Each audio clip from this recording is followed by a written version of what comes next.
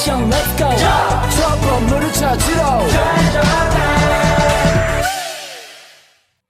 Assalamualaikum warahmatullahi wabarakatuh. Allahumma sholli ala Sayyidina Muhammad wa ala ali Sayyidina Muhammad. Yang terhormat kepada Kiai Haji Muhammad Hasan Mutawakkil Allah SHMM selaku pengasuh Pondok Pesantren Zainul Hasan Genggong. Yang terhormat kepada Bapak Abdul Aziz Wahab BAMAG selaku Rektor Universitas Islam Zainul Hasan Genggong. Dan yang terhormat kepada dosen pengempu mata kuliah metode penelitian kualitatif Ibu Wahyu Lestari MPD. Perkenalkan, nama saya Atika Syifa Nazalia dari Tadris Matematika semester 6 Universitas Islam Zainul Hasan Genggong.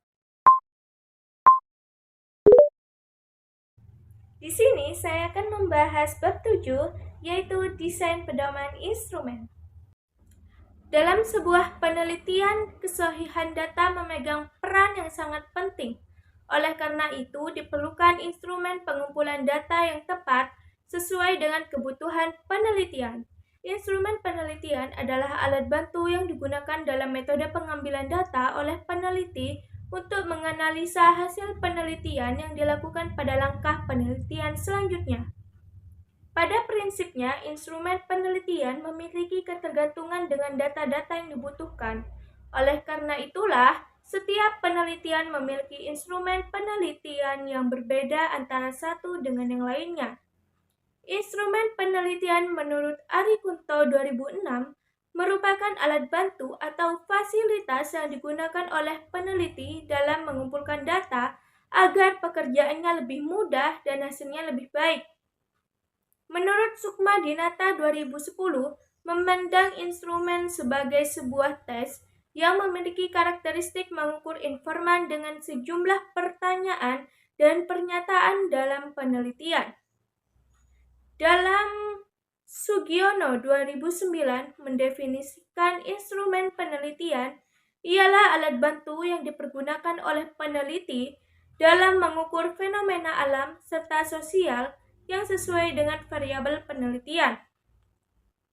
Dari pengertian instrumen penelitian menurut para ahli tersebut, cepatlah disimpulkan bahwa instrumen penelitian ialah metode penelitian yang dilakukan untuk mengukur dan mengambil data primer atau langsung dari lapangan melalui kajian-kajian yang empiris serta sistematis.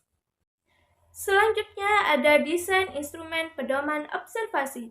Observasi atau pengamatan merupakan kegiatan memperhatikan objek penelitian dengan seksama dan bertujuan mencatat setiap keadaan yang relevan dengan tujuan penelitian.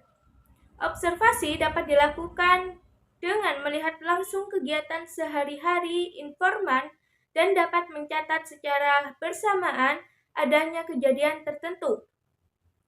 Menggunakan observasi, cara yang paling efektif adalah melengkapinya dengan format atau belangko pengamatan sebagai instrumen pertimbangan, kemudian format yang disusun berisi item-item tentang kejadian atau tingkah laku yang digambarkan.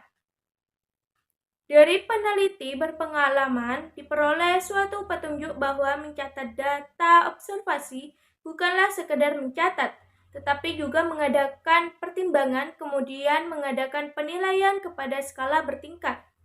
Misalnya, memperhatikan reaksi penonton televisi, bukan hanya mencatat reaksi tersebut, tapi juga menilai reaksi tersebut apakah sangat kurang atau tidak sesuai dengan apa yang dikehendaki. Yang selanjutnya ada desain instrumen pedoman wawancara. Wawancara merupakan proses komunikasi atau interaksi untuk mengumpulkan informasi dengan cara tanya jawab antara peneliti dengan informan atau subjek penelitian. Dengan kemajuan teknologi informasi seperti saat ini, wawancara bisa saja dilakukan tanpa tatap muka, yakni melalui media telekomunikasi. Wawancara ini memiliki tingkat kemudahan sendiri karena wawancara tidak melakukan penghitungan secara statistika, namun wawancara membutuhkan waktu yang relatif lama. Wawancara digunakan sebagai teknik pengumpulan data apabila peneliti ingin melakukan studi pendahuluan untuk menemukan permasalahannya yang harus diteliti, dan juga apabila peneliti ingin mengetahui hal-hal dari informan yang lebih mendalam. Anggapan yang perlu dipegang oleh peneliti dalam wawancara adalah sebagai berikut. Yang pertama, bahwa subjek atau responden adalah orang yang paling tahu tentang dirinya sendiri. Yang kedua, bahwa apa yang dinyatakan oleh subjek kepada peneliti adalah benar dan dapat dipercaya. Dan yang ketiga ada bahwa interpretasi subjek tentang pertanyaan-pertanyaan yang diajukan peneliti kepadanya adalah sama dengan apa yang dimaksudkan oleh si peneliti. Oleh karena itu, dalam wawancara dibutuhkan pedoman wawancara agar wawancara tidak melebar dan tidak fokus pada permasalahan. Yang selanjutnya ada desain instrumen pedoman dokumentasi.